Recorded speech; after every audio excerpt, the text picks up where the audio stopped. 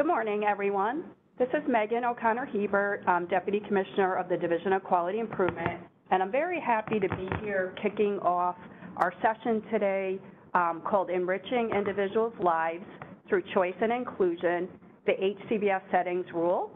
And we are very, very excited to see incredible interest here today. I believe we had over 1,500 registrants, which is amazing, and we're really happy to all be part of this conversation about how we can all collectively keep New York as a leader in our field of supporting people with intellectual and developmental disabilities as it relates to choice, inclusion, quality of life. So today we'll be really getting more deeply into topics and components that many of you have raised through provider associations and other ways to us on some of the challenges, some of the things we need clarification on, providing some examples and other tools and resources. So that's what we're set to do today, and very excited to kick this off. I want to say a few things before we get started. First of all, this session really is a collaborative effort between the Division of Policy and Program Development and the Division of Quality Improvement. And our presenters today are Alicia Matulowicz, David Schaffer, Justin Glasser, and Raymond Bowman. And I will be turning it over to them shortly, but I do want to say a few things. So the HCBS Settings Rule, really, we first heard about this and became involved, as did all states, in January of 2014. So if you think about it, a lot has happened since January of 2014. A lot of significant work has been done by agencies, and we really want to thank agencies and really recognize the work that has been done in person-centered planning and rights and inclusion, and really through the years to come into compliance over the past 6+ years. And we also really recognize that these regulatory requirements that are part of our fabric of our person-centered service delivery system for New York and for all states is something that we've all really focused on and really spent much time to really make progress in these areas. But it does still continue, obviously, to be a challenge after the public health emergency, and also in the current state with the workforce challenges that we're experiencing across the state, and really other states are across the country as well. But of course, we are going to stay the course and collectively work on improving in this area and achieving and sustaining compliance, with these requirements. This is about really impacting people's lives, helping people to live lives they choose, rights, access, choice, inclusion, all the things that are so important to all of us and why we all went into the field, right? So we are going to stay really focused on that, but I do have to say that we really recognize that this is a challenging time, and staffing levels in many, many places continue to be a struggle for agencies, and there's times where when we look at HCBS settings rules and many components of it, it may seem unachievable, but we are going to obviously stay the course, and we do have a March 17th, 2023 date in front of us, as do all states, and we hope that today our goal really is to give further tools and examples and resources so that everyone can take any steps that are necessary to ensure that outcomes required by the regulations.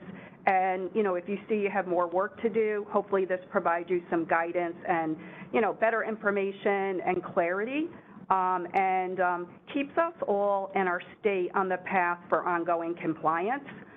So again, I really want to thank everybody. We did tailor this session to meet these needs, and I am going to now stop talking and turn it over to Alicia Matulowicz. Thanks, everyone. Thanks, Megan. So welcome to our training. As Megan was saying, we've been working towards implementation of the Home and Community-Based Services Settings Rule that was issued by CMS since 2014, and all programs and services delivered under the HCBS waiver through OPWDD must demonstrate true person-centered planning, individualized service delivery, and effective community integration in order to comply with the HCBS settings rule. And, you know, we know that providers have been finding innovative ways to implement HCBS settings requirements despite, as Megan said, the significant workforce shortages that we have been experiencing. And providers have really been making a lot of positive differences in people's lives for years now, of course. And, you know, we are interested in hearing stories and positive examples of innovative practices that you've done. I think this is exciting that it's really a collaboration of resources and sharing of information. And we believe that this training is another effective HCBS settings resource that we're providing for additional insight and examples and suggestions and recommendations that there should be content that applies and is applicable for all levels of staff in an agency. And we believe that everybody from administration and boards of directors to DSPs and clinicians will benefit from content that we're talking about today. And so just some housekeeping things. The PowerPoint and the notes and the attachments are posted on SLMS. And we also will be asking some polling questions throughout the training, not too many, but you know, this is the first time we've used the polling feature in our webinars. And we will be pausing to ask Q&A throughout the presentation. So please enter your questions in the Q&A feature when you have them. Okay. So our goal with this training is to talk about the different characteristics of really what makes an integrated setting and what doesn't, right? About ensuring individual rights that include HCBS rights and supporting person-centered habilitation planning, not just person-centered planning, but we're also going to be talking specifically about the role of habilitation providers as well. Facilitating informed decision-making for people and individualized choices, offering meaningful community integration opportunities, and having strategies for maintaining this long-term. You know, HCBS settings requirements are here to stay. So resources and tools for provider self-assessment we have provided, and we are touching on those at the end of this training. So we will discuss more about that later. Are you advancing the slides?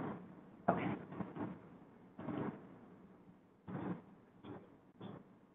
Oh, the polling question. Yes, so we would like to get to know you better. And so here is our first polling question. What type of position do you hold in your agency? We want to know who is listening today. So if you could just take a second to indicate the general type of title that you hold, that would be very great. And we'll just give it a few seconds.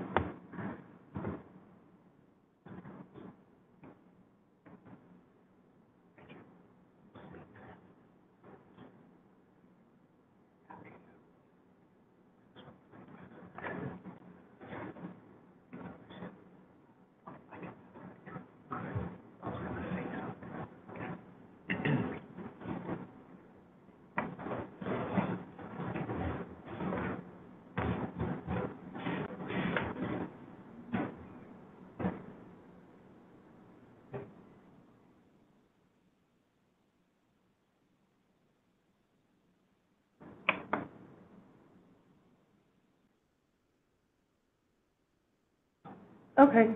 Yep, we're at about 71% reply rate at this point.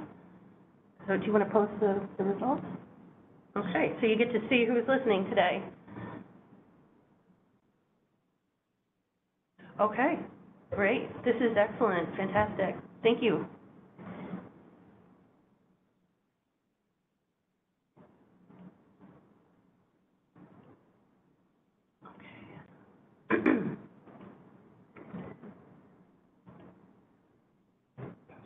Okay.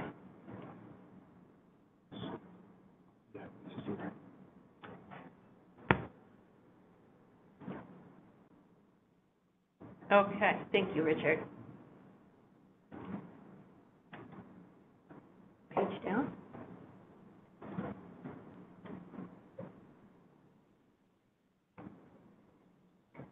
Okay.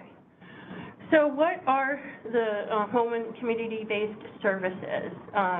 Medicaid, HCBS are services that are delivered in integrated settings and are not intended to isolate people receiving Medicaid, HCBS from the broader community of people not receiving Medicaid, HCBS. So ultimately, that's a lot of jargon for people that are in the HCBS waiver should have an integrated life, just like other members of their community. What types of settings cannot deliver HCBS? Institutional settings cannot deliver HCBS, and those are things like ICF, hospitals, nursing facilities, and any other facility that isolates people from the broader community. So how does OPWDD and CMS define settings that isolate? This means that individuals do not, they have limited interaction with the broader community. The setting restricts activities outside of the setting, or it restricts the choice of services and limits the choice that people have. The setting does not facilitate opportunities to access the broader community consistent with what is in the individual's life plan. Here's just a little background that you're probably familiar with. The HCBS settings federal rule went into effect on March 17th, 2014, and at that time, the person-centered planning requirements of the rule went into effect. So the person-centered planning requirements have been in effect since 2014. The qualities of HCBS settings, development of transition plan for compliance and heightened scrutiny, all of that has been through about a 9-year transition so far, and the end of this transition is rapidly approaching this coming March in 2023. So compliance is required for all settings in order to continue receiving federal funding through CMS. And a statewide corrective action plan has been submitted by the Department of Health for specific standards that were impacted by the public health emergency. What that means for you is not that much in terms of requirements are still in place, but you know, CMS has acknowledged, of course, things like community integration have been impacted by the public health emergency. So states can submit corrective action plans for example, what they're doing to address that specific area. So OPWDD has a specific section of the Department of Health's statewide transition plan, and the statewide transition plan is currently out for public comment right now. It is posted to the website, and it was, this notification was sent to providers on December 7th, just recently. And once comments are received and the transition plan is updated, the transition plan will be submitted to CMS for final approval.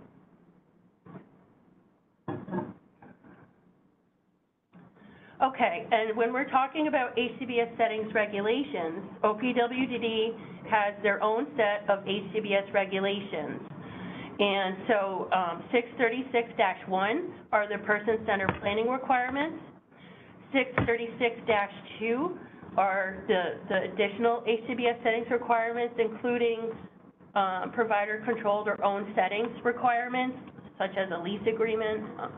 And the focus of the effective dates of the ADMs, or the regulations, went into effect November of 2015 for the person-centered planning requirements.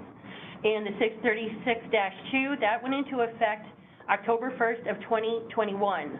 So HCBS settings requirements are currently in OPWDD regulation, just as other mental hygiene laws are. And so, you know, we have been surveying for these requirements for years now.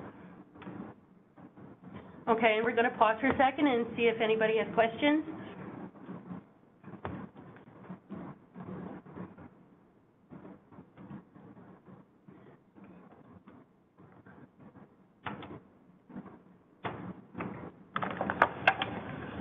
When will you begin auditing for HCBS compliance? Okay, so at the end of this presentation, we go into a little bit more detail about what you've been hearing about what DQI is doing currently. But to just briefly touch on that, you know, as we said, there is a federal compliance deadline of March 17th, 2023, and that means all of our HCBS providers need to be compliant with these requirements by that date. And towards that end, OPWDD and DQI will be reviewing for these HCBS settings requirements prior to that date. So we'll go into more detail later on. And I'm going to turn it over to Ray Bowman now. Raymond Bowman. Good morning. Thank you, Alicia. As Alicia said, my name is Raymond Bowman, and I work in the Division of Policy and Program Development. So my objective for today is to discuss some of the characteristics of an integrated setting. A provider's ability to achieve full compliance with the HCBS settings rule will rise and fall with how well they do with supporting individuals in integrated settings. Individuals having autonomy over their lives to the full extent possible is one of the major characteristics of an integrated setting. Autonomy simply means that a person has a right or condition of self-government. In other words, individuals are in control of their own lives and destinies. Words are powerful. There we go. Some important distinctions. Words are powerful. They carry weight and can shape destiny. They can also be used to destroy hopes and dreams. These words reflect institutional and non-institutional practices. I would like all of you to take a moment to think about what these words have meant to you as it pertains to supporting people who receive HCBS waiver services. Words like access versus restriction, natural supports versus paid supports, privacy versus open, dignity of risk versus fear, just to say a few out loud. By acknowledging the distinctions between these words, it may help providers move away from institutional practices towards non-institutional practices. If direct support providers can change the way they speak, it may change the way that they think. If people change the way that they think, it may change the way that they act. When people change their actions, we've established an environment for a change in culture. So let's take a look at some institutional practices. The practices on the left are the types of practices that providers must move away from if they haven't done so already. Providing supports to individuals the old way will lead providers down a path of non-compliance. The examples on the right describe the type of supports that comply with HCBS settings rule. So, for example, individuals are forced to eat meals in the dining room at specified times. That's clearly an institutional practice. A practice that would be HCBS settings compliant would be individuals are free to eat when and wherever they would like to eat. Individuals have to wait for staff to unlock doors for them. Individuals can access their home independently. The regulation talks about keys, but key isn't really the focus. The focus is access. As long as providers have established mechanisms and ways for people to have independent access, that's the way to meet that requirement. Another institutional practice, individuals must follow restrictive house rules that infringe upon their rights. A non-compliant practice, or a compliant practice would be, individuals exercise their rights and aren't forced to follow house rules. Individuals can only have visitors during specified times set by a provider. In comparison to individuals can have visitors whenever they would like to do so. Individuals are only allowed to participate in group activities. In comparison to individuals engage in meaningful activities in their broader communities. Then we have individuals adhere to a strict shower schedule created by the provider. A compliant practice would be individuals can shower whenever they want and as often as they would like. So let's take a few moments to discuss community integration and community definitions. If we start with working definitions of community and community integration as it relates to the HCBS settings rule, It will help us better understand the types of activities that will align with the HCBS settings rule and hopefully lead providers to compliance. The overarching theme of community integration is that individuals have full access to the broader communities to the same extent as possible as people who are not receiving home and community-based services.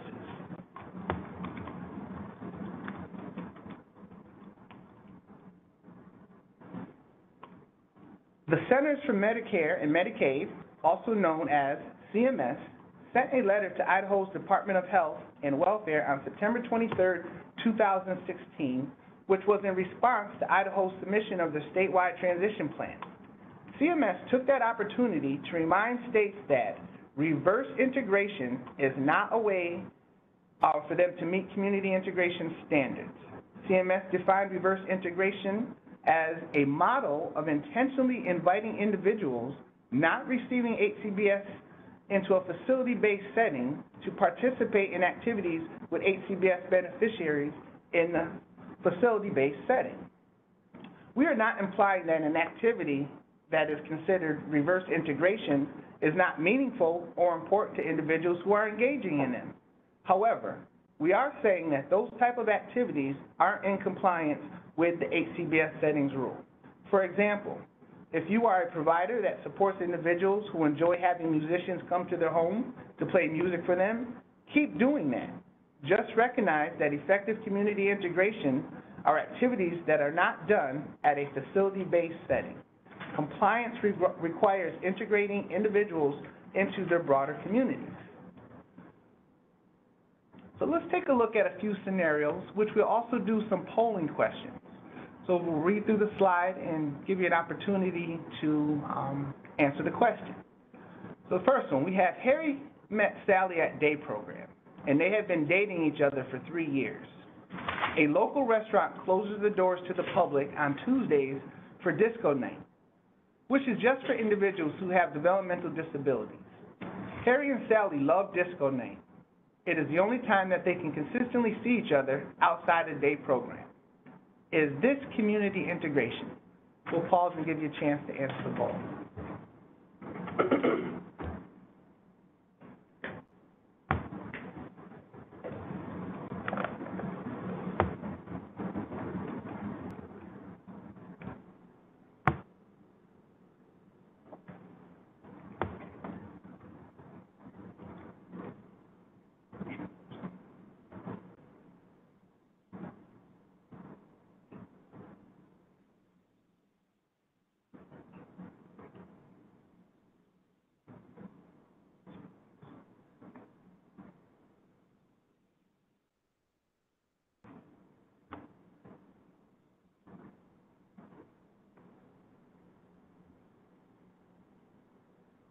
All right, we'll give about another 10 seconds and we'll close the poll.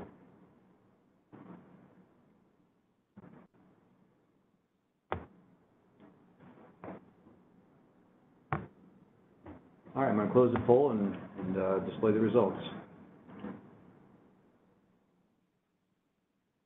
Thank you, Richard. It looks like the majority of the folks on this call answered no, and they would be correct. This activity appears to be meaningful to Harry and Sally. However, because disco night is closed to the public and is just for individuals with IDD, makes it not a good example of community integration. This would be an excellent example of community integration if disco night was open to the public and for people with IDD. All right? Let's talk about Jason and his family care provider.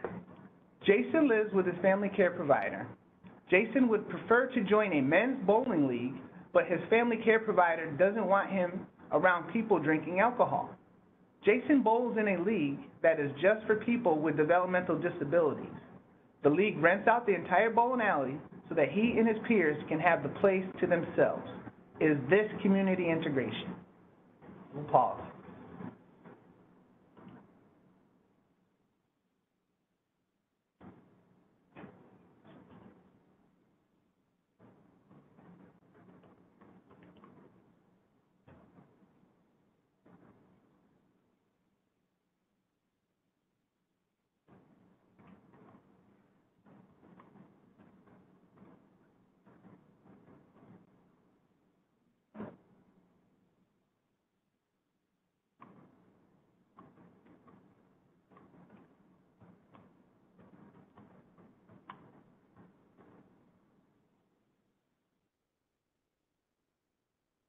give it about another 15 seconds.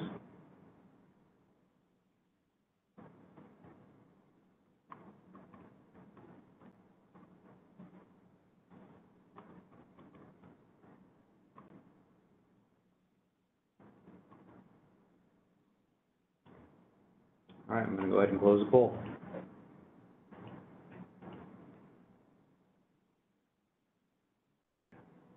Thank you, Richard. It looks like the majority of you answered no, and you are correct. Jason would prefer to join a men's bowling league on Monday nights, but his family care provider does not want him bowling while people are consuming alcohol around him. Anytime an individual who is receiving HCBS waiver services is asked to do what someone else prefers them to do, that is always an immediate red flag that requires further inquiry. A better approach for the provider would have been for them to have worked with Jason and his circle of support to identify ways to mitigate the risk associated with being around people who drink alcohol. It's extremely important for providers to look for ways to accommodate people's requests rather than placing them in a protective bubble to keep them safe.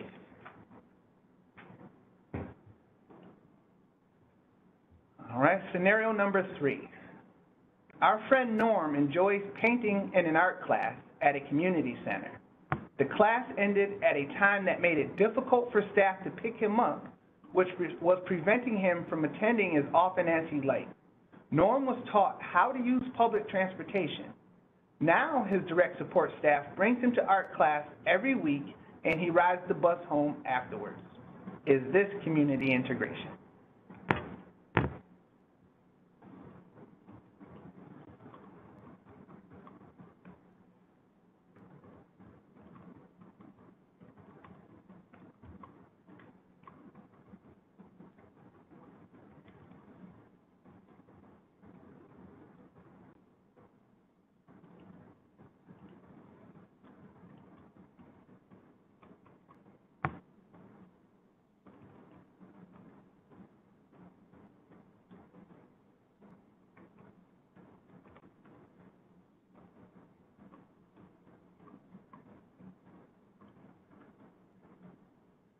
All right, I'm going to give it about another 15 seconds.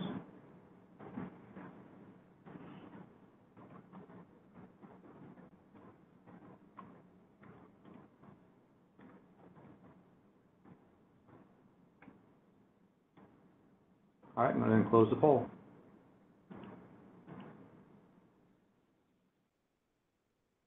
You guys are doing great. Again, the majority of the people said yes, which would be the correct answer. There are 2 sentences that contain a couple of clues. His direct support staff taught him how to use public transportation so that he could travel around the city independently. That's the first one. The second clue was in the last sentence. Staff brings Norm to art class and he rides the bus home afterwards. Norm is able to enjoy the class that he likes. He's going as often as he likes, and staffing is no longer an issue because he has independent access to travel about on his own. All right, and our last scenario, take a look. Whitney and Bobby attend the same church. On Sunday mornings, staff from Bobby's IRA drops them off at Whitney's IRA. A member from their church who lives around the corner from Whitney picks them up on her way to church, and she brings them home when church is over. Sometimes they stop and eat lunch on the way home from church. Is this community integration?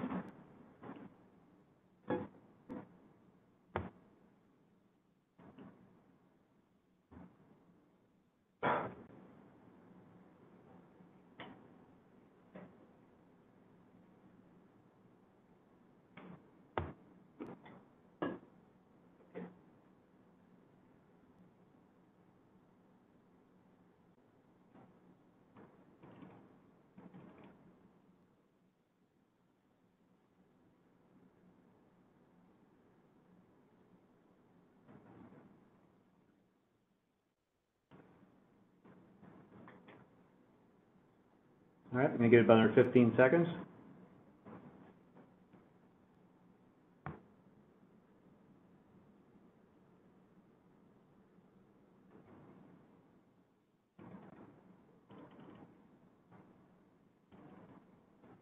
I'm going to go ahead and close the poll.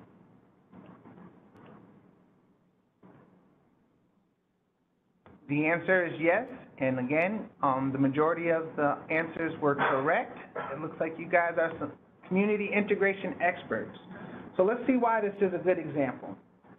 It's actually a great example because a member from their church who lives around the corner from Whitney picks them up on her way to church and brings them home afterwards.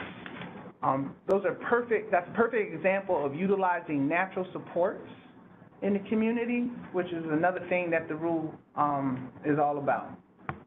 So let's look at some community. Next slide, please. You got it. All right. Let's look at some community integration do's and don'ts. When it comes to community integration, there are certain approaches that providers should take and some that they should avoid.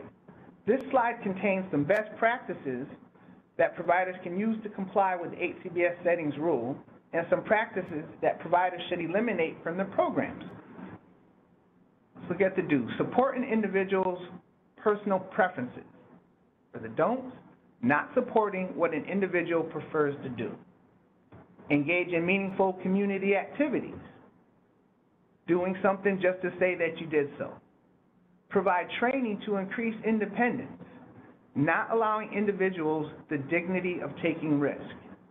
Involve individuals in planning activities. Making plans for an individual. Provide individual or small group activities. Only doing large group activities that are convenient. Offer a wide range of community activities. Limiting the opportunities that an individual has. Supporting individuals with employment activities. Not ensuring transportation to and from work.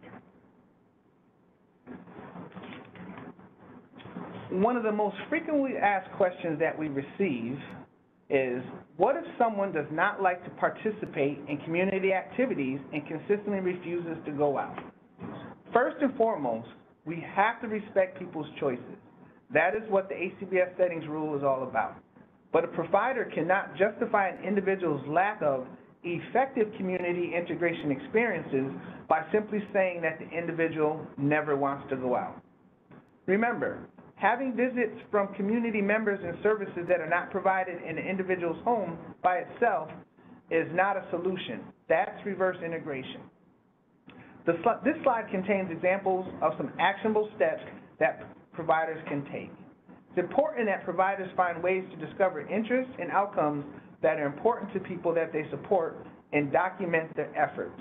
The more documentation, the better. I'd recommend, always, you'll never go wrong by employing a person-centered approach. Again, discuss and document the individual's specific preferences and interests as well as dislikes and refusals.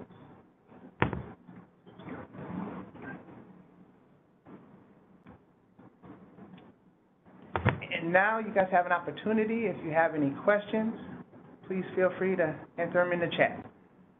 I think we're just going to put it on mute for a couple seconds. Okay.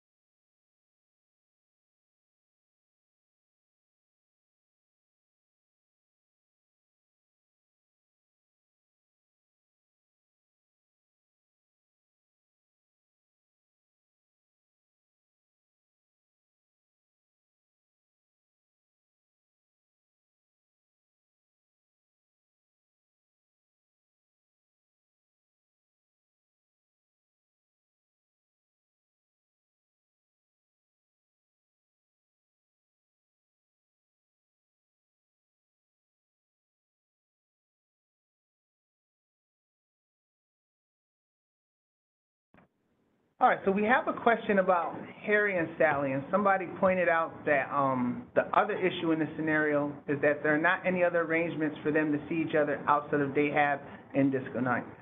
That's a great observation. Yeah, we need to, again, if they want to see each other, providers need to focus their efforts on supporting people to do the things that they like and that they want, and helping them engage and pursue relationships outside of the provider-controlled setting is something that we all have to do.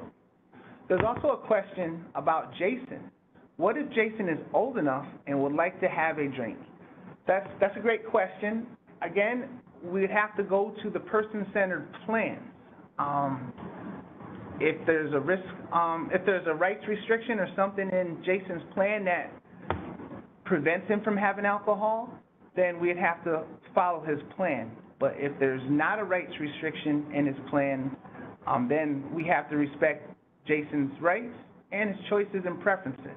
But again, you never go wrong with taking the person-centered approach, looking for reasons to say yes rather than looking for reasons to say no. Okay. Now, Alicia, I'm going to pass it to you. Yep. Alicia? Okay, so what do service providers do when families place roadblocks such as saying, I do not want my child in the community alone, even if that person is able to travel alone? In these tricky scenarios, the real true answer, honestly, is person-centered discussions. You know, this is something that might be something that you know, providers have to work with the family on over time. You know, this person does have rights to go into the community, and the family should understand that. Ray, do you have anything else you want to add? And I think it depends. The guardian is the individual, his own guardian, and he has control over his own life and what he does. Yep. You know, who has guardianship. We always want to respect and work with parents, you know. We have to honor what parents want, but at the end of the day, we have to honor the individuals that we support and serve first. Yeah, and they're the captain of their own ship. Okay, and somebody asked if they can use this PowerPoint for an agency-wide HCBS training, and the answer is definitely yes. We are posting this and the recording on SLMS as soon as we can, and we intentionally designed this to be relevant beyond just the compliance deadline of March 17th. So although we do have aspects of this training about what people should be thinking about for compliance by that deadline, this really is more useful beyond that as well. Okay, and one second here.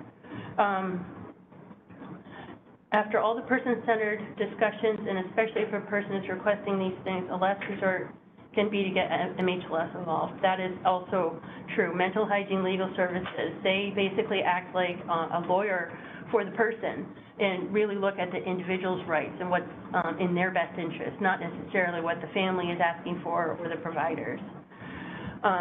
What if their parents do not want them to be a part of community outings? I think that goes back to what Ray was saying. In person-centered discussions. All right, there's a lot of good questions coming in right now, but I think we're going to go ahead and move on to the next section. Yeah. We'll try to do more at the end. Yeah, we have a lot of slides coming in. We have a lot of slides to go. There will be, after this training is over with, this will be put out in SLMS as a class, which we will include a question and answer document at that time as well. So if we don't get your question today, we will try to answer it in the Q&A document that's going to come out later on.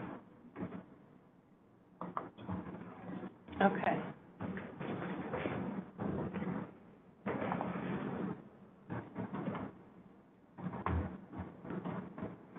Okay, so we're touching base here on person-centered services and what that means. And when we talk about person-centered, there's really three aspects that all work together, right? Person-centered thinking, person-centered planning, and person-centered practice.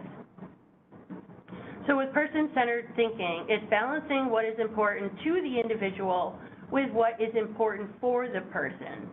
So if you think about what's important to them, things like their friendships, their family, their job, their life goals and dreams, their relationships, and what's important for them, you know, being in good health, having access to food, taking their medications, being safe, you know, that is what is important for them.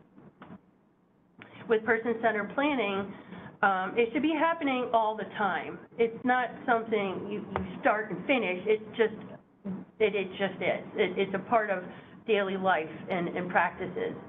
Goals and dreams can change often, and person-centered planning results in a plan that is a living, fluid document that is always changing. And it's a process that is led by the person receiving services as much as they are able to. And the team should be people that the person wants to have involved in their life. So the process includes providing information and support so that the person can direct their own process. And a really critical aspect of this is enabling and supporting the person to make informed decisions and choices. So with person-centered practice, the many ways we provide care, support, and services that allow for individuals receiving services to have control over their space and resources, having involvement and opportunities to engage with people in the community where they live, work, and play. You know, the person-centered practice just carries out in daily life. And with informed choice, this means that individuals can make knowledgeable decisions that reflect their own culture and their values, their own views. You know, person-centered planning begins with informed choice. It includes unbiased, evidence-based info that the person has the full range of options to consider. And one must consider the individual and use appropriate communication to give them the information they truly need to make an informed choice. So while one may be able to check a box by handing information to an individual or a document, such as a rights document, or to an advocate or a family member as well, say a rights packet, this may not be the best mode to inform the person of their rights. It's supposed to be a meaningful discussion where the person understands what informed choice means for them and they should be supported accordingly. And informed choice is most effective when an individual knows how to use it. And informed choice includes that the individual leads the planning process. The individual's representatives participate only as needed and defined by the person, unless there's decision-making authority by a legally appointed representative. The planning process includes people chosen by the person receiving services and the representative, and the process is timely, and it happens in places and locations preferred by the individual. Just hold on 1 second here.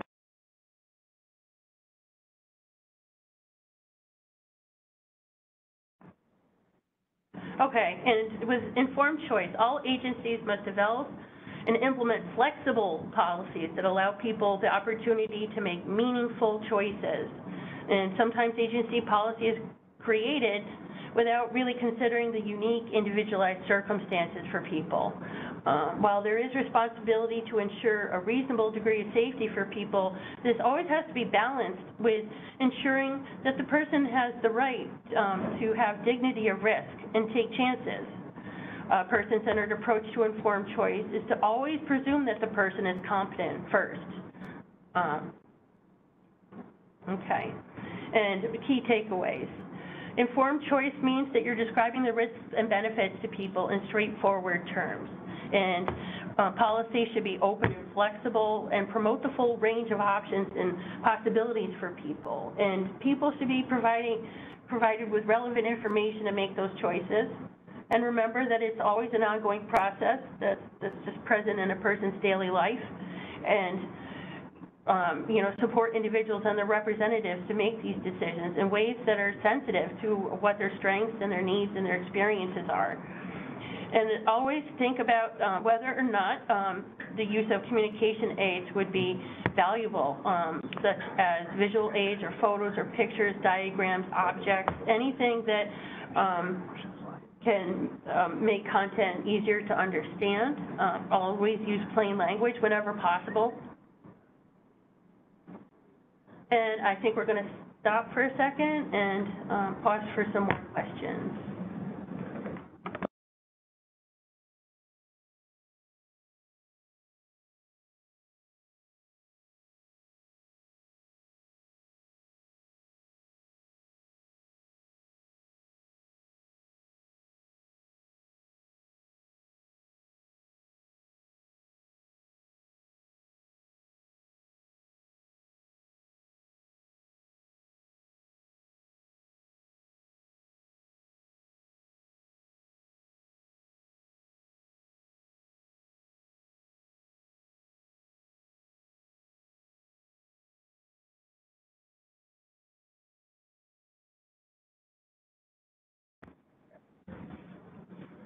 This is a great point that somebody made. I know oftentimes when we talk about community integration scenarios, the first impression is, oh, well, that's okay for certain types or of individuals that have certain capabilities are able to do this more than others. But, you know, if you're using person-centered discussion and person-centered planning, ultimately, the degree of community integration for people should be based on what they are interested in and what they want to do. If you ask them if they're happy with how much they get out and what they're doing, what would they tell you?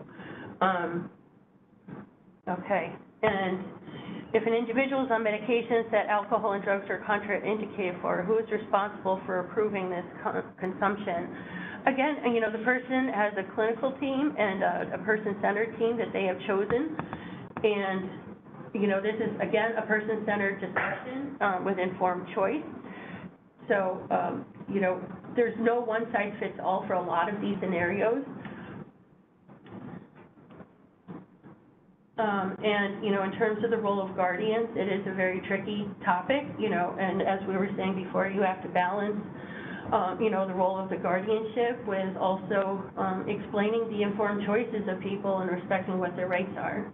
So we're getting a lot of questions. We don't have enough time to get into more. So at this point, we will stop again, though, and I'm turning it over to Justin Glasser now. Good morning, everybody. My name is Justin Glasser. I'm a standards compliance analyst within DQI. I'm going to be talking to you a little bit about the role of the care manager versus the HAB providers in person-centered planning. Just a few things to bring up right away. This isn't a complete breakdown of your job duties and responsibilities. This is an overview of how they're related to person-centered planning. And also, there's going to be a lot of overlap between both the role of the care manager and the HAB provider. But most importantly, the person-centered services, you've got to emphasize that the person is at the center of that, and that's been touched on a lot by Alicia and Ray. So before we talk about those roles, we got to recenter that thought process on the person themselves. They must always be at the center of all discussions and observations, and they're aimed at learning who that person is, what their interests are, their preferences, values, culture, how they communicate, how is it best to communicate with them. Those things are going to inform how you move forward in the planning process. So the person-centered planning must be independent and free of conflicts of interest. In general, the care manager is responsible for working with the person to identify who they want involved with the planning, setting up planned meetings for the person based on their schedule and setting preferences, whether they want it at Dunkin' Donuts, at their house, or virtually, and assisting the person in leading discussions to the best of their ability during those meetings. So reminding them of topics that they wanted to discuss and having those conversations prior to the meeting, what's important to the person.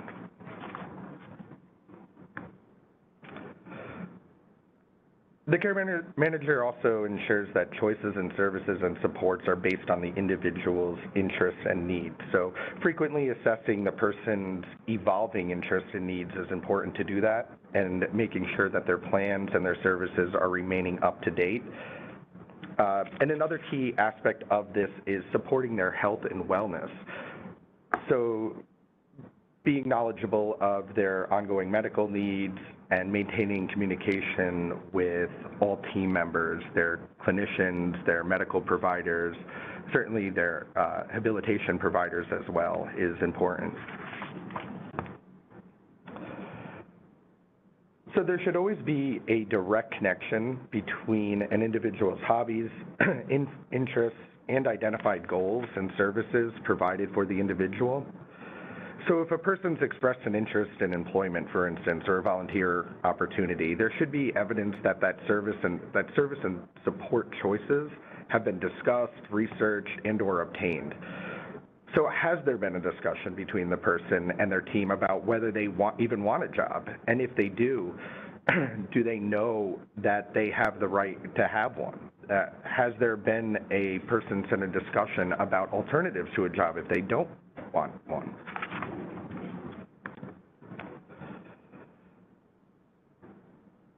So just think back in your own life, like 5 years, 10 years. Have your interests and hobbies, have they remained the same? Are you into the exact same things? TV shows, movies, just general hobbies that you like to do? Are you still working on those same goals? Because life happens and people change and skills are gained. You develop new interests. You gain and lose relationships. People have changing medical needs, and that's no different than for people receiving services. So the plan needs to be up to date with those ever-changing needs at all times. And we've all seen it with life plans specifically, that sometimes they're woefully out of date. And just some examples I came up with that I've seen is the person having the same age in their profile over several years.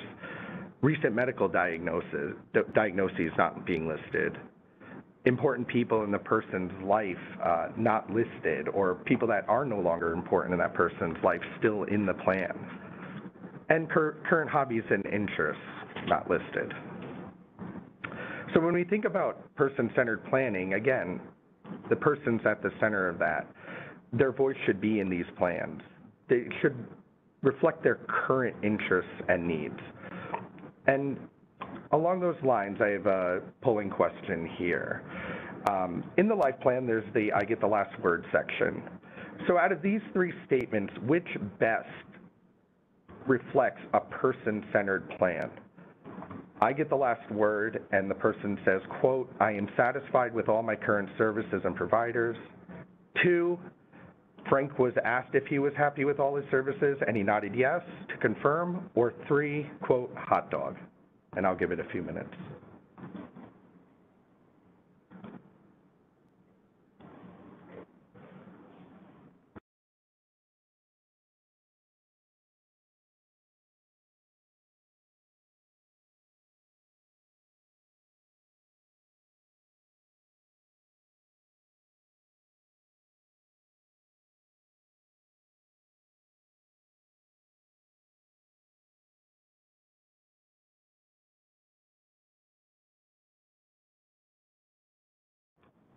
We'll give it about 10 more seconds.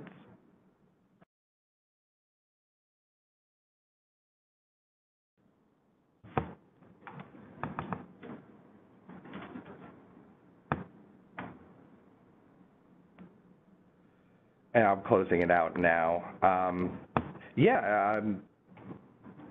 happy to see that a lot of people did choose the answer hot dog, and that is the right answer. While confirming that the services and providers are still adequate for the person and that person's still satisfied with those services, what makes hot dog the right answer in the person-centered plan in this instance is the fact that you have a whole meeting where you're reviewing those services and plans and making sure that the person is satisfied.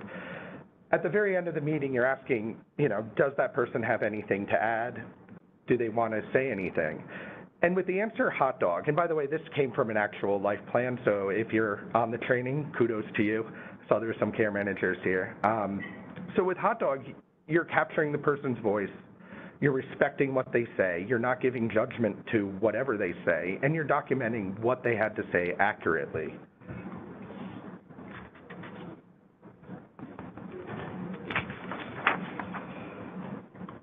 So the key takeaways for the role of care manager, probably the biggest one is that there should always be clear evidence that the individual receiving the services is at the center of all meetings, plan development, as well as guiding discussion to the best of their ability. To that end, the plan service providers all reflect current needs, wants, and interests of that person. Because, again, the person, like anyone else, is always growing and evolving. Again, they gain skills, they develop new interests. And this should all be reflected in all documentation, but specifically their life plans. Moving on to the role of the habilitation providers. Given the nature of person-centered approaches, there will, of course, be natural overlap between the two roles, but certainly there's something specific to HAB providers to keep in mind. HCBS providers are an important and equal player in that person-centered planning on the individual's chosen team. And what's key about this is that providers have been chosen by the individual to be a part of their plan, to be a part of their life. And therefore the role, and they're also chosen to deliver services that are also chosen by the individual and outlined in their life plan. Therefore, providers should always assume an active and meaningful role in that planning process. So the provider is responsible for ensuring that the individual's plan is implemented. Are the individual's interests represented by their goals and outcomes? Is the plan reflected in the day-to-day activities of the individual? They make sure that the goals, outcomes, safeguards are included and accurate, and they review and acknowledge and agree to the role that they have in that individual's plan. So some examples of what HAB providers should avoid. So staff action plans, goals, where all individuals, say at a day HAB setting, have the same exact goal, wiping tables, washing their hands. This is not really a person-centered approach. Individuals also shouldn't have a goal that they're achieving 100% consistency with, month to month, without exploring a change in how to, or how to discuss and revise this goal with the individual. That's reflective of their current strengths, their desired outcomes, interests, et cetera. Or having a blanket COVID-19 outcome for all individuals. And consistent communication between providers and other members of the team will help mitigate these common goals from occurring. So the role of the provider involves being a strong advocate for the individual and for their growth. Again, goals must be specific to the person and reflect their current needs. Provide alternatives and/or work to facilitate each individual's access to services and activities in the community. And this includes access to transportation and flexible schedules, and remain aware of an individual's changing wants and needs for new services and settings, and then communicating those things amongst team members, including the care manager. Next.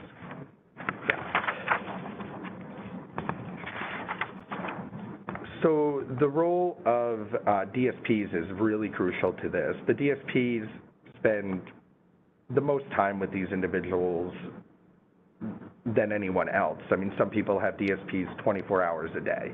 So with that comes a lot of experience and awareness about what is working for the person, as well as what's working as far as agency policies and practices.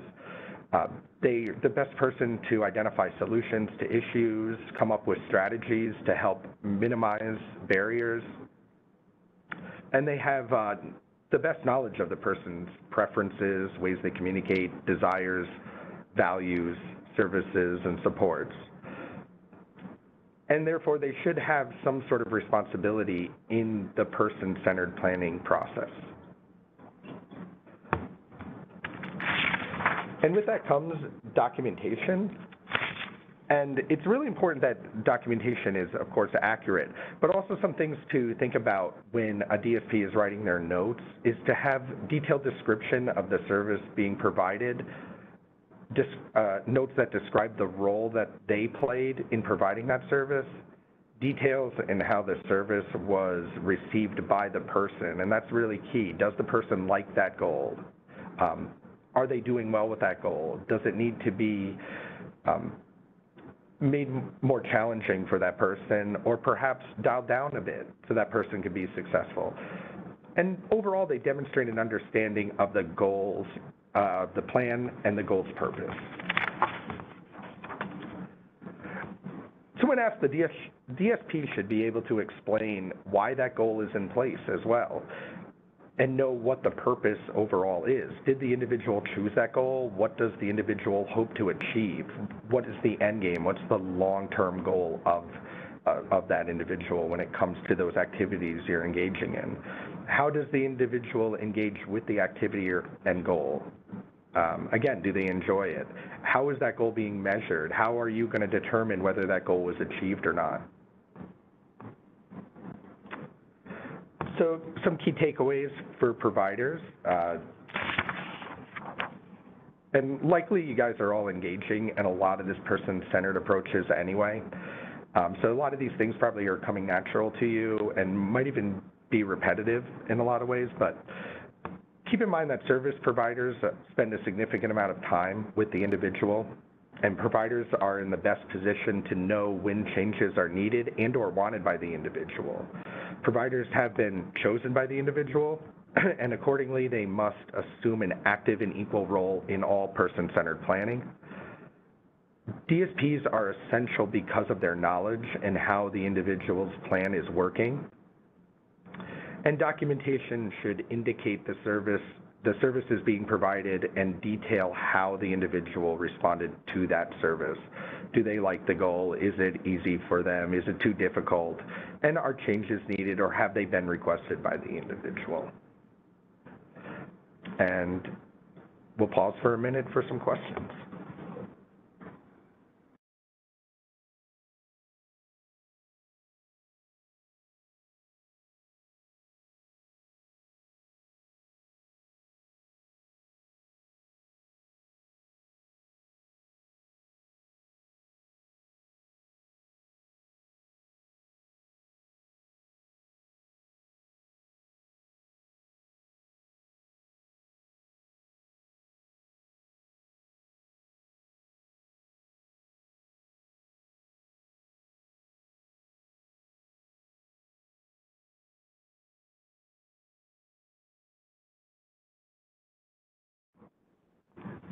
Okay, we're just going to keep things going for everybody, and I am going to turn it over to David Schaffer.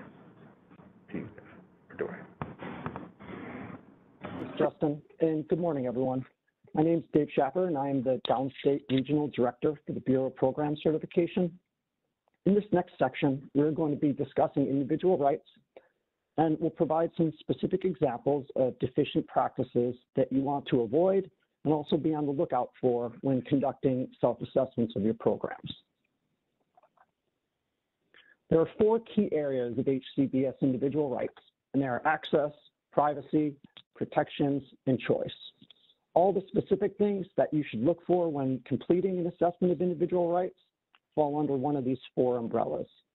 These are things like access to the community and the visitors, having one's own health information remaining private, providing eviction protections to the establishment of a legally enforceable occupancy agreement, and providing individuals with a choice of how they spend their day and who they live with. In the following slides, we'll be discussing these things in more detail.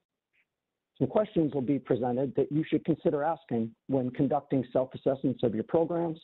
There are also likely questions that DQI survey staff will be asking when they're visiting your programs. When we talk about access and accessibility, I think most people immediately think of the requirement to ensure individuals have an opportunity to be an equal and involved member of their own community. And while that's certainly true, there is more to it than just that. We also need to ensure that sites where individuals live or attend during the day are accessible from a physical plant standpoint.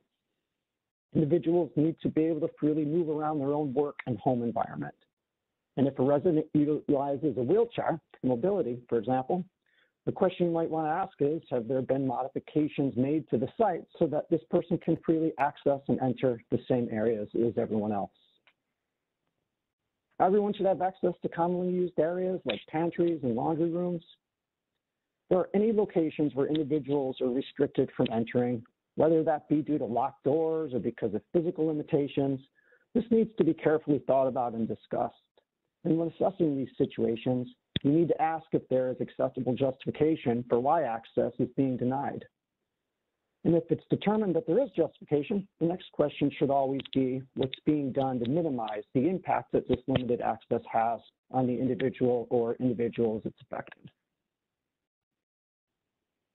If through your assessment you find that an area is being restricted without adequate justification, you should discuss what can be done to resolve it.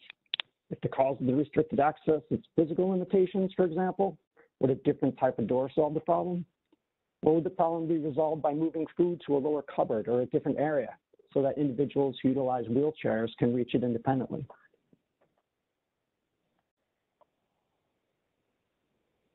Already talked about these things briefly, but some questions you should ask when conducting self-assessments are, can the individuals who utilize wheelchairs access the same areas as people who don't? And can they do so with the same level of independence? And if you were to make accessibility modifications, would it allow for individuals to be more independent? Some examples of things that you can do are install a lower kitchen counter for cooking and meal prep, installing a door to a laundry room that can be independently opened by someone who utilizes a wheelchair.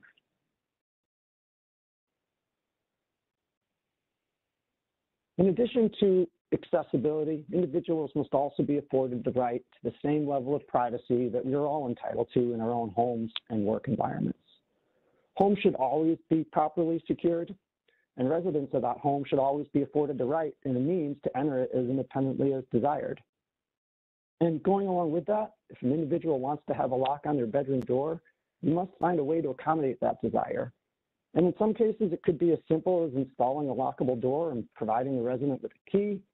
In other cases, it might require some creative thinking to determine how an individual who is unable to utilize a key can be afforded an equal level of privacy as those who can.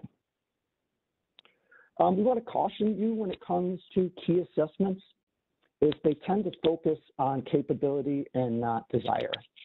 And when it comes to HCBS settings requirements, desire should always come first. Capability has a role to play, but its role should be limited to determining how a desire is going to be fulfilled. Your agency provides residential services. I'm sure you've probably experienced DQI surveyors asking about keys. Those questions aren't going to stop. When you're conducting your own assessments, we suggest that you ask similar questions yourself. Ask the individuals who reside in a home if they want a key. Don't just go to their record to see if they indicated that desire at some point previously. People have a right to change their mind, and I can tell you from my firsthand experience out in the field, they often do.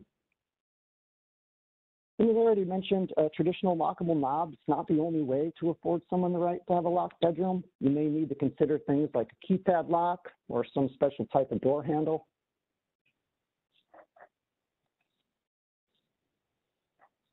This next slide provides some specific examples of deficient practices and some of the possible solutions for remediating them.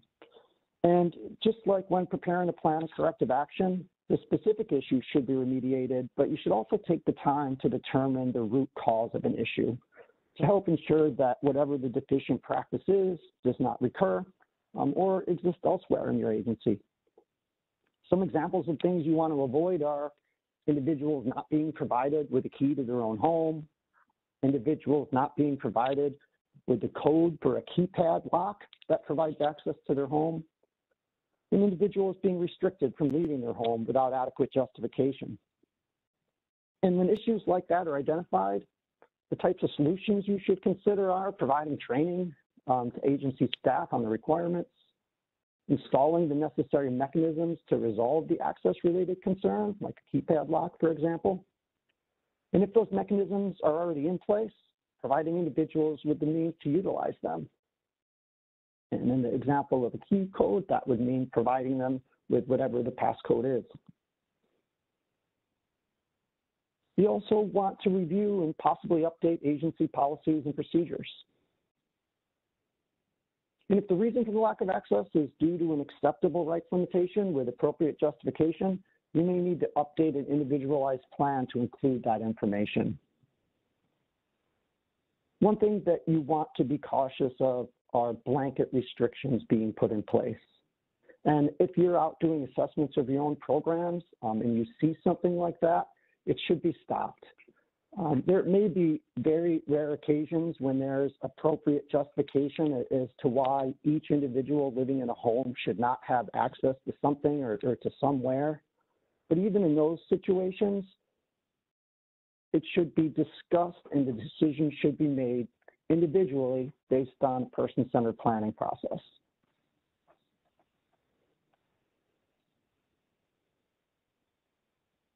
OPWD is often asked if we have a model key assessment that can be used to help develop the systems necessary to comply with the right to access. And the answer to that question is no. As I mentioned a few slides ago, we recommend that you not use a key assessment for complying with this requirement. We encourage you to take more of a person-centered approach by having a discussion with the individual, a discussion that includes the information necessary to make an informed decision is going to lead to an outcome that very likely could be different if all you used was an assessment. And if you have followed this practice or doing so already, but you haven't come up with a system to document it, you should develop that and have it in place so that way when DQI surveyors are on site and asking questions related to this, you have the ability to show them and provide evidence of the due diligence you've taken.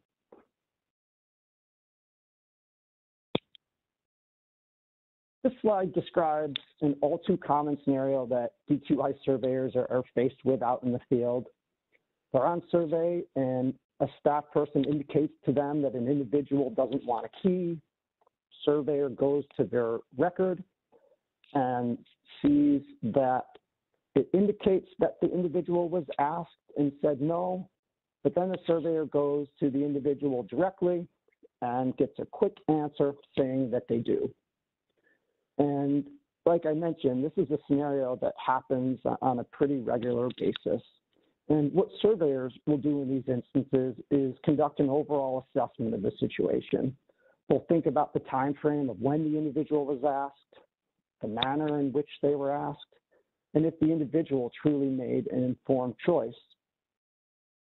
It's the same process we suggest you undergo when doing your own self-assessments.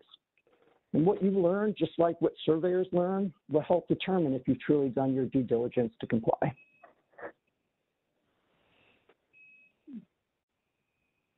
So to summarize, everyone should have the right to the same level of access to their environment as anyone has, unless there's an acceptable justification for why providing that right presents a health and safety risk.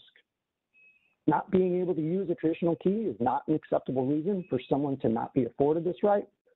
Alternative solutions should always be discussed and provided. And if there's no evidence as to why an individual does not have a key, or if it's determined that the individual is not provided with the information necessary to make an informed choice, this standard will likely be considered unmet by DQI surveyors. The next couple of slides are similar to the ones we just reviewed, but are specific to privacy. And the process for determining compliance in the area of privacy is also similar. When conducting self-assessments of your own programs, you may identify things like individuals not having privacy with self-care, not being able to have phone conversations with friends or loved ones without having others listening in, or personal information about an individual being discussed by staff in front of others or posted in a spot where other people can view it. And just like with access, to properly remediate these types of privacy concerns, you have to identify the root cause and base the course of your actions on what you learn. Corrections need to fix not only the specific issue, but they also need to ensure that the systems necessary for future compliance are developed and include the information needed to prevent recurrence. Things you should consider when determining remediation steps are affording people with the right to privacy that they were observed being denied, modifying a person-centered plan if there is an adequate justification for privacy-related restrictions that were just not properly documented, ensuring that private information about someone is not discussed while others are around, and making sure that private information is not posted where others can see it.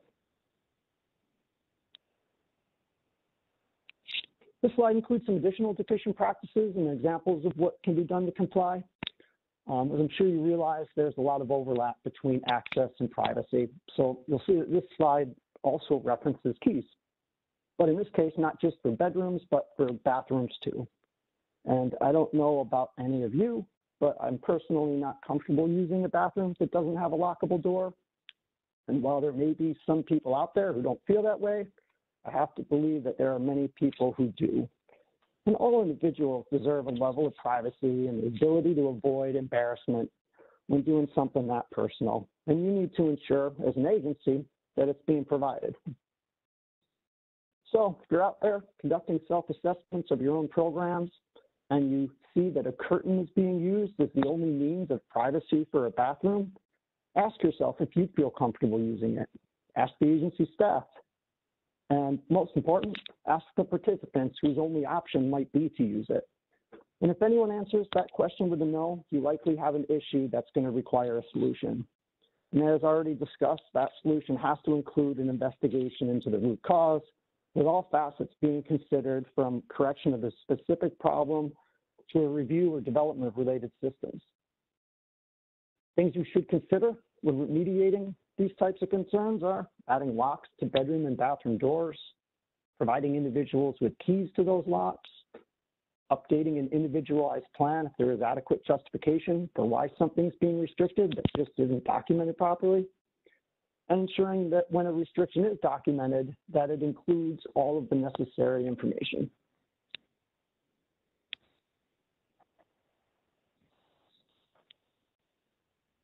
On the slide, there's a couple of examples of what not to do. These are things that you should be on the lookout for when conducting self-assessments of your own programs. You might see a staff person supporting an individual with use of the bathroom who's leaving the door open when doing so. An individual is being required to spend time with their significant other in the living room versus a private location. You might also see medications being administered in public areas, or information regarding medication or bowel management information being posted in public areas. Those are things that you want to be on the lookout for and avoid, and come up with a plan for remediation if you see it.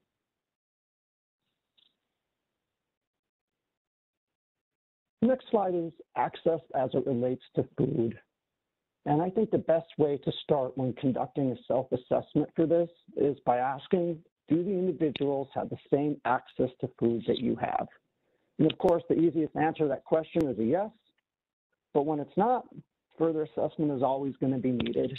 And if that further assessment determines that access to food is being restricted without documented and acceptable justification, you have a situation that requires remediation.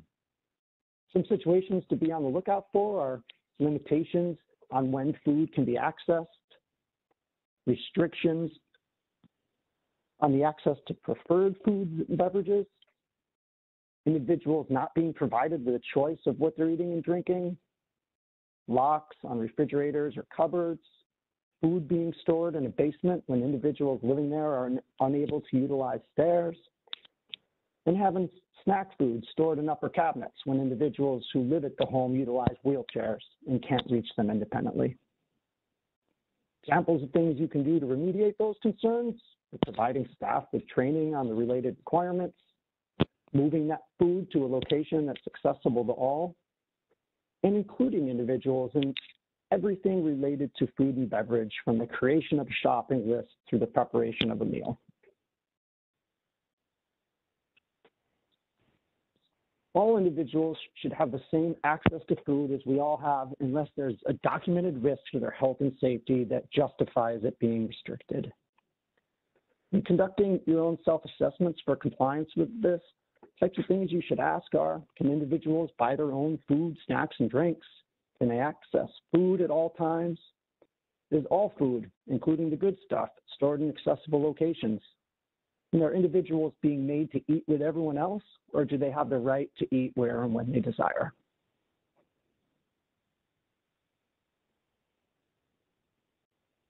This slide here provides information on how to access a helpful memo regarding access to food. If you haven't read the memo, we certainly suggest that you do. And as already indicated in the Q&A, this presentation will be available for people. If you obtain it, the link that's on this page will directly bring you to the memo.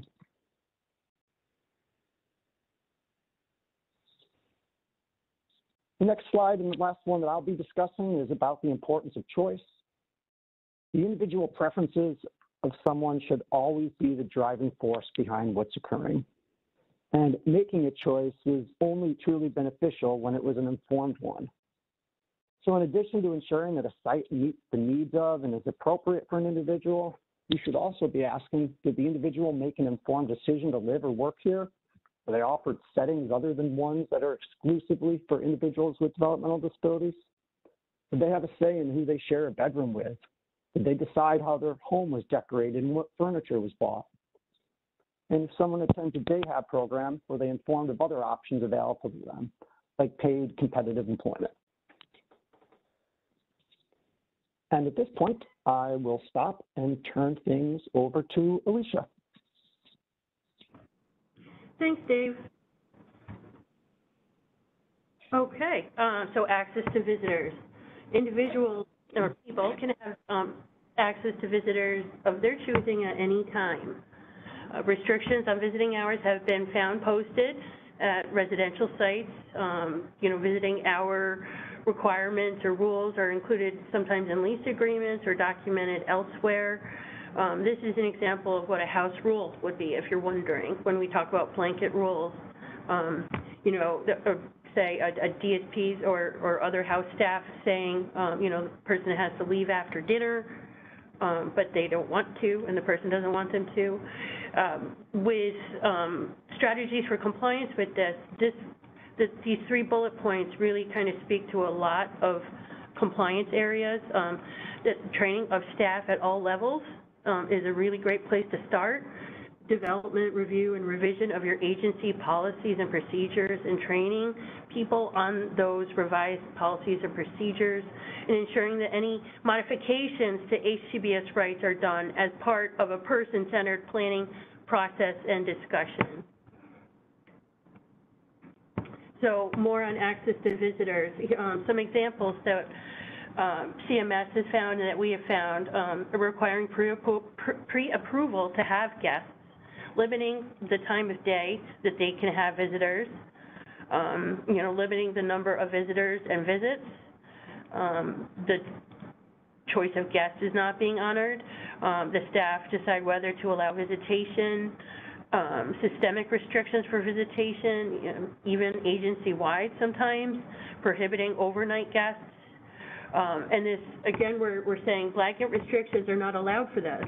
That would be considered a blanket house rule or group rule. Plan meets requirements for the rights modification, person-centered planning process for specific modifications, and systemic person-centered policies and procedures, and having agency-wide trainings on these expectations are ways to comply with this rule.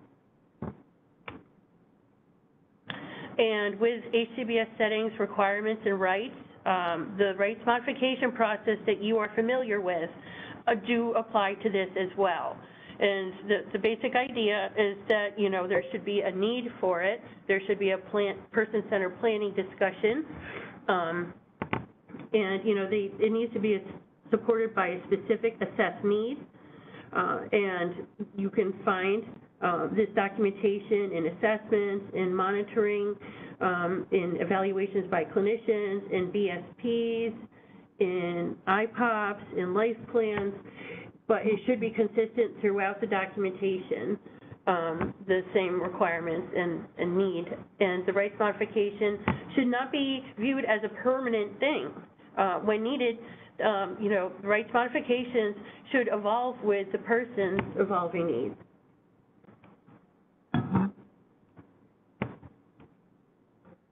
Okay, and here's some examples. Behavior plans required individuals to earn activities or rights, or using the loss of activities as a negative consequence. So if somebody misbehaves, they don't, say, for example, get to go out into the community for 3 days or something like that. Another example is restricting somebody's ability to smoke, restricting their access to food. If these are not followed via a rights modification process, these would be considered rights restrictions that were not authorized. The plans lack a specific assessed need and or clinical justifications for why that restriction is necessary. An individual moved to a new setting, and all the previous rights modifications were carried over into that new situation without reevaluating if those modifications are still needed. So, you know, strategies and alternatives for compliance. The person-centered planning process for specific modifications and plans, the same thing we've been saying, using a loss of activities and rights as a motivator or as a negative consequence is not permitted. Convening a planning meeting, don't assume restrictions are necessary at a new setting. Always start fresh and ask, you know, why do we need this process? Why do we need these restrictions? So as we were saying, it needs to be supported by a need. It needs to be clinically justified. There should be a clear description of the condition that requires this need, this modification.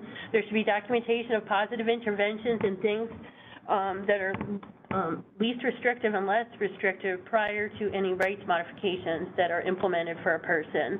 And there should be documentation that least restrictive and less restrictive methods were tried and did not work. Therefore, you need to go to more restrictive methods.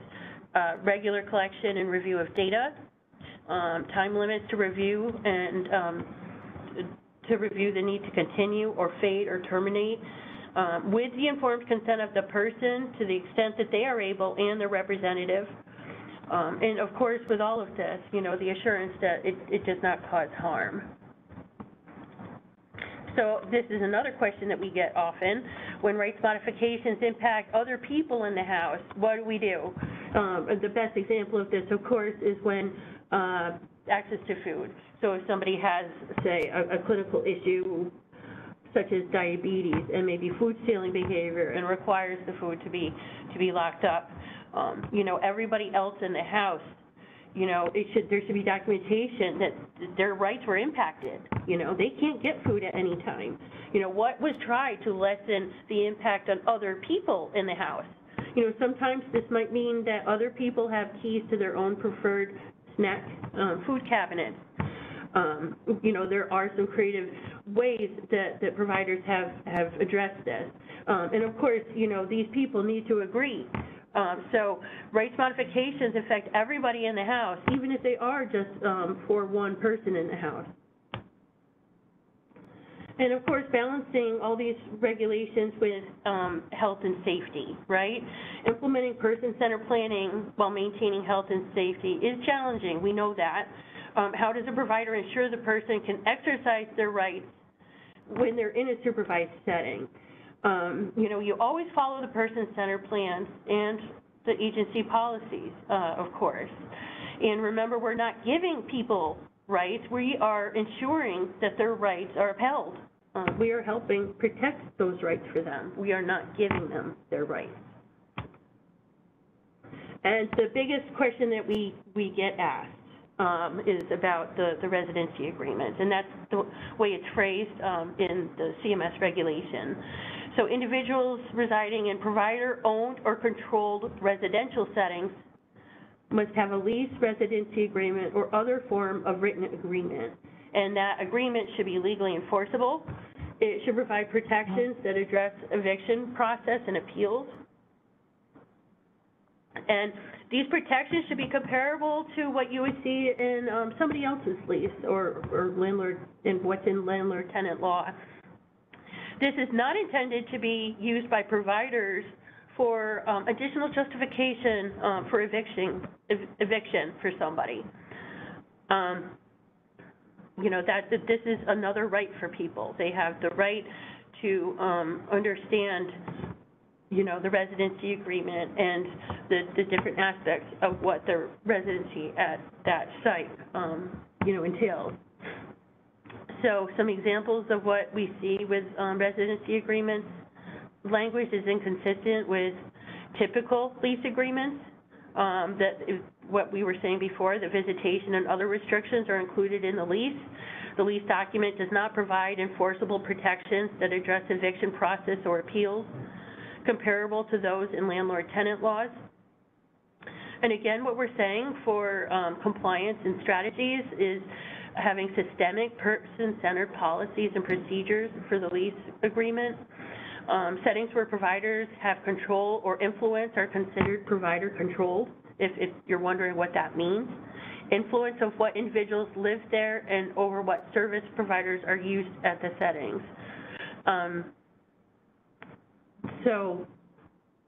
That is more criteria for what is provider controlled or owned. And of course, this is also a question we get asked often, is if we're going to be providing a lease or residency agreement template. And just recently, it was clarified that we will be providing additional information to voluntary providers on this topic soon.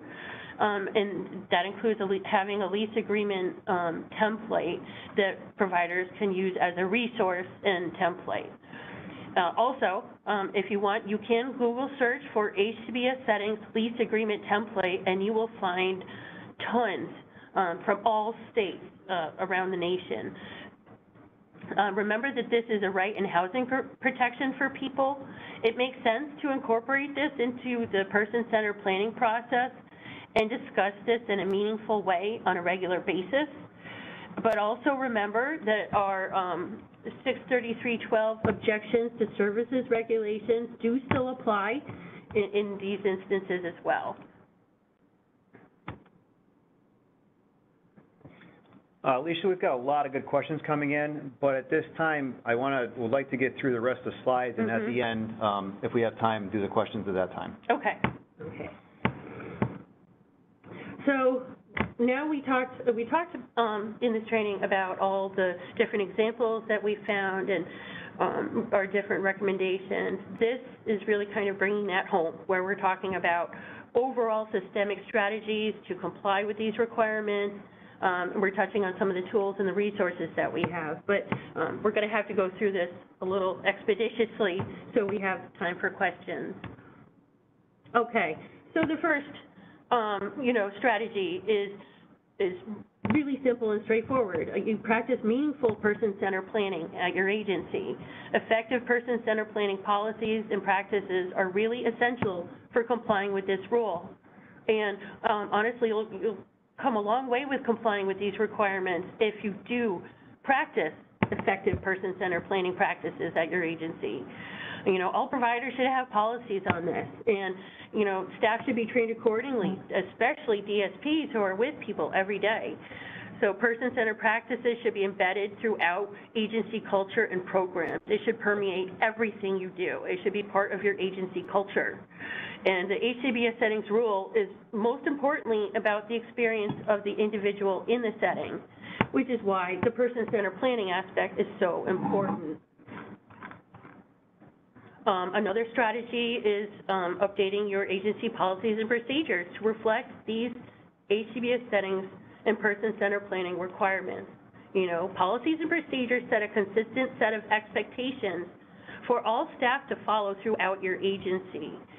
You should also think about any outdated policies and procedures that need to be revised. And I think what we do find most commonly is that existing 633.4 rights documents that an agency uses have not yet been updated with the additional HCBS settings rights, or they have not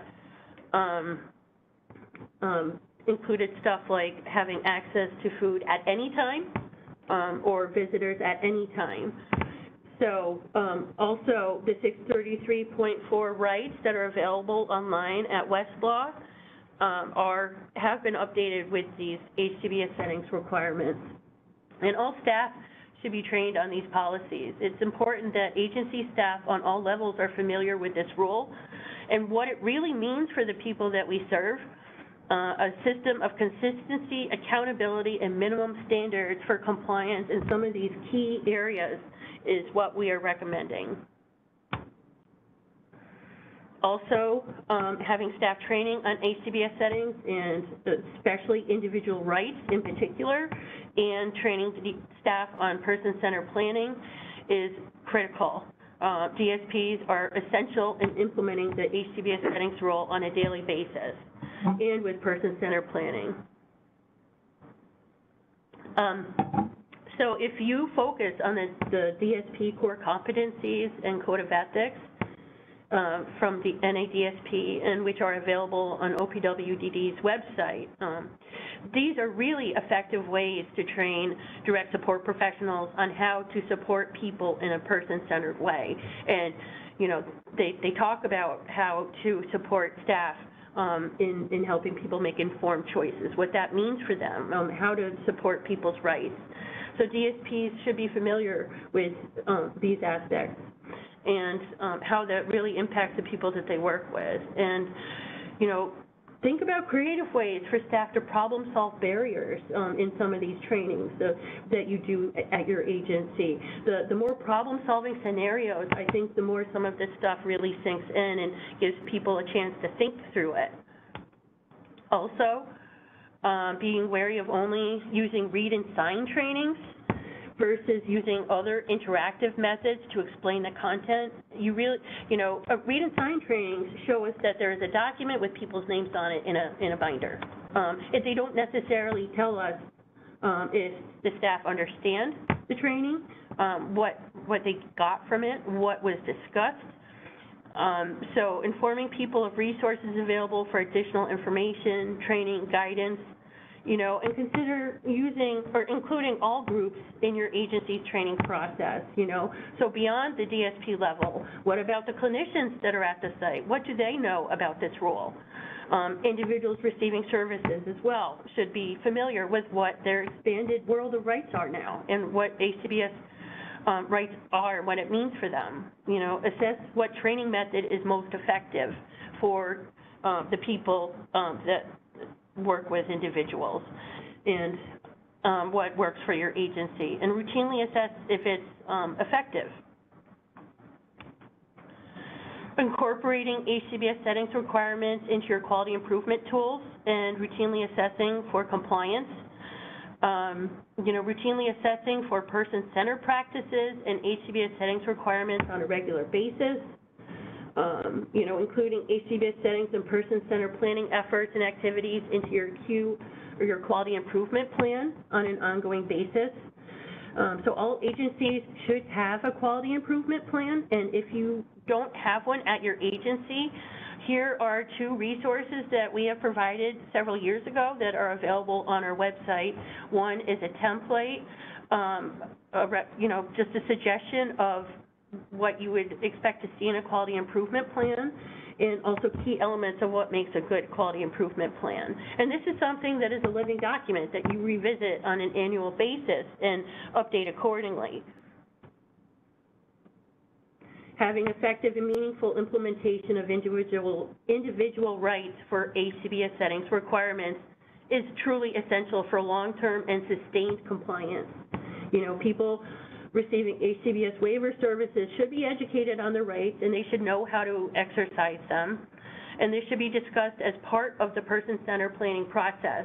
And remember, there are additional rights for provider-controlled or owned settings, such as the lease agreement and access to keys.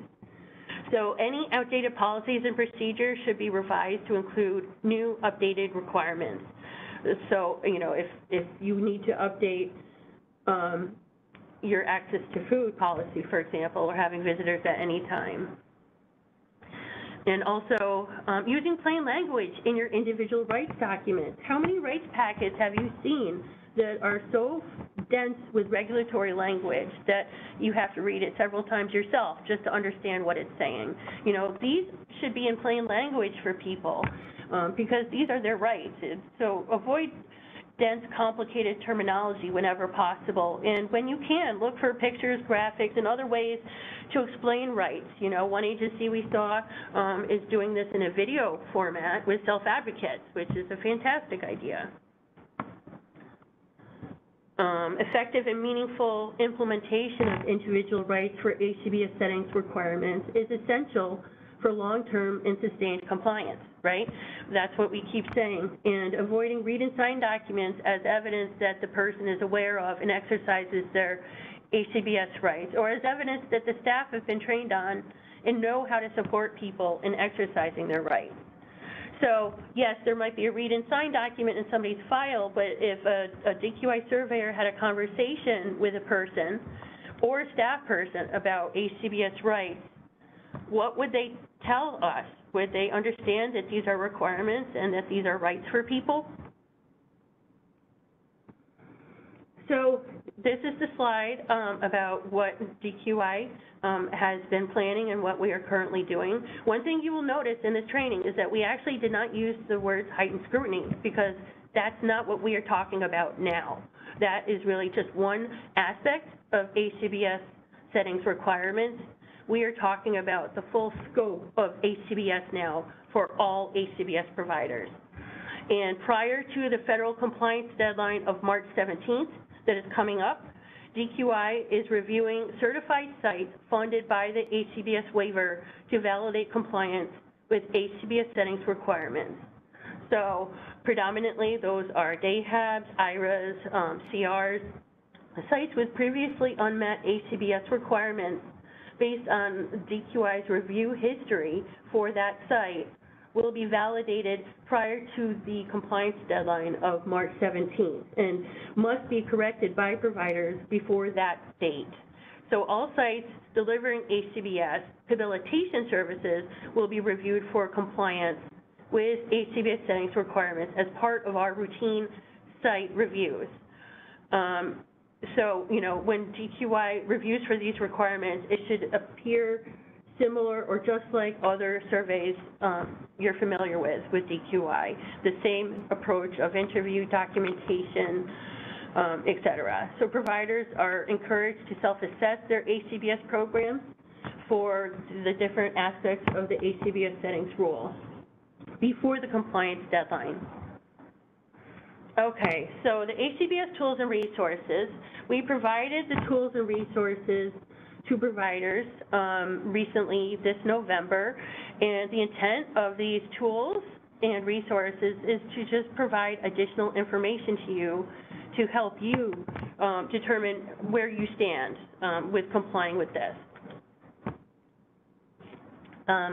So we shared 5 different tools, and there are slides that I'm not going to go into detail about, but you know, the different tools reflect different aspects of the rule, and we'll touch briefly on that. So these are for providers to use for their own quality improvement purposes. This is not the type of stuff that DQI is collecting when they go for their site reviews. They will be using the site review protocol, just like always, which has HCBS requirements in it. So one of the resources that had been shared is the compliance worksheet. This is more of a systemic tool that initially was used as part of the ICF conversion process, but it's been adapted, and it looks at systemic policies that are person-centered. It looks at the DSP core competencies and other things like that, staffing, training. The site partial PCR HCBS worksheet, this is actually reflects all the standards that DQI is currently reviewing for in our site and partial PCR survey protocols related to HCBS settings. So this would be a great resource if you want to know what DQI is reviewing for. The individual experience interview is just another resource for you to consider. This is a person-centered planning resource where people, it really captures HCBS settings related rights and requirements, but from the point of view of the person, which is a really critical aspect of these requirements. Some agencies can consider, you might want to consider this as a satisfaction survey tool, and it is in 2 parts. So the first part is open-ended, and the second is yes, no questions. And then the agency heightened scrutiny worksheet, these are examples of what types of documents are person-centered. It has some thought-provoking questions you might want to think about how the site is integrated and what examples you can think of that demonstrate that. And here are we provided you with a ton of HCBS resources, and we broke them into 3 types. OPWDD resources that we have developed and provided to you. We also the federal and state requirements, and then other. And I'm not going to go into every single one, but a really great place to start is by reading what is in OPWDD regulations for these requirements. And another place to look at is our HCBS Settings Toolkit, which includes a bunch of very useful resources. There is a rights palm card even that agencies can provide to people that breaks down the HCBS rights in plain language. And that was actually CQL helped support our design of that. GQI, we have the quality improvement toolkits, we have review protocols and guidance, and so we have thousands of pages of guidance in our protocols that talk about how to interpret these requirements, what types of evidence to look for. So anytime you are struggling with different aspects of this rule, another great place to start is with what we say in our guidance and our protocols, which are all online. And here's the link for that. We will also provide, at a later date, the actual links themselves, not in hyperlink form. The health and safety alert, please read this. It really talks about some of the very tricky, sensitive aspects of the access to food part of the requirement. Here is a link to what OPWDD has for the NADSP Code of Ethics and core competencies and the frontline supervisor core competencies. Here is information on what the Department of Health has, and I would like to recommend that the Department of Health has a person-centered planning and practice resource library, which includes having person-centered planning trainings. And these are given by, you might remember Michael Small. He has a group called Support Development Associates. And the Department of Health, as part of HCBS Compliance and Transition, contracted with SDA for these training series, and they're very effective. So here's the link to that.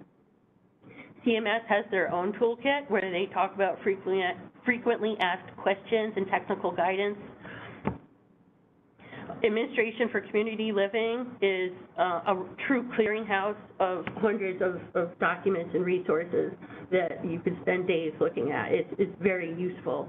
And also included in the ACL website is the National Center on Advancing Person-Centered Practices and Systems. And HCBSadvocacy.org is another great website. And you can actually access the state transition plans for all the states in the nation through this link. So this is where we're ending. At the end of the day, we want people to understand that we are not just talking about community integration. We are talking about an expanded world of rights for people that are receiving HCBS waiver services, and these rights are guaranteed. The point of this is to improve their overall quality of life. And, you know, to spend a moment thinking about the different aspects of this, right? We're talking about their access. We're talking about the choices that they're making, meaningful opportunities that they can control their own schedule. These are important HCBS settings areas to focus on for people. And just remember that this is an expanded world of rights. You know, I personally think it's another cultural shift in our DD service system, you know, that is truly meaningful. For questions, we have so many, we will not be able to get to them all. And I think some of them would be well suited for a Q&A document, but I think we can spend a minute trying to answer some questions. All right, give us just a second. We'll take a look and see which ones want to answer.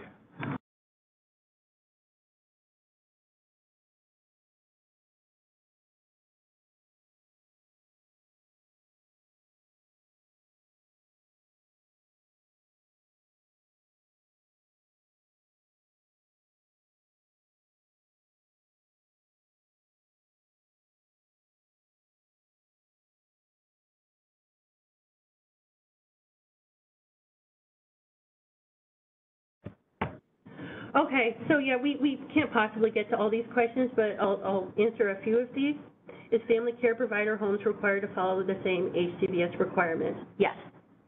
another question that came up that is important to acknowledge is that access to food and things does apply, and visitors as well. That applies to day settings, not just residential. And of course, you know, how do you handle that? Well, again, it goes back to person-centered planning and having discussions. And there is natural consequences, of course, right? So when people have a job and they're having visitors right and left, well, maybe the job, you know, this is a person-centered discussion with people. Okay. The survey, okay.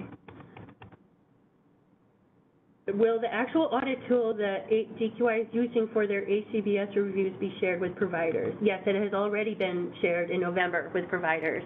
And again, the HCBS settings requirements have been embedded into our survey protocols for years now. So you can look at the protocols themselves as well directly. Will there be less emphasis on the documents about staff training and instead outcomes? Yes. So, I mean, that is a really great point. Outcome-based quality improvement practices and focus is really where the world is headed, and what impact did it have on a person's life. But I will have to say that the staff training is really important because they can't effectively implement the role if they're not trained on it and know how to support people with their rights. How would you suggest teams manage individuals' rights versus choice in a congregate care setting? Example, the individual has a visitor who often engages in provocative behaviors that others find intrusive,